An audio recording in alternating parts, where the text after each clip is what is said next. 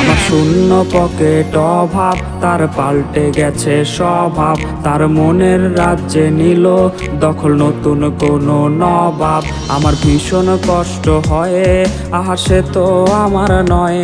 ওরে করলো রে সে এক, হায়রে নিখুঁত অভিনয়।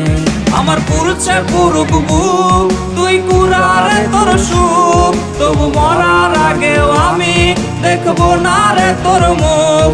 আমার মৃত আত্মাটা তোরে ডাকবে একদিন খুব।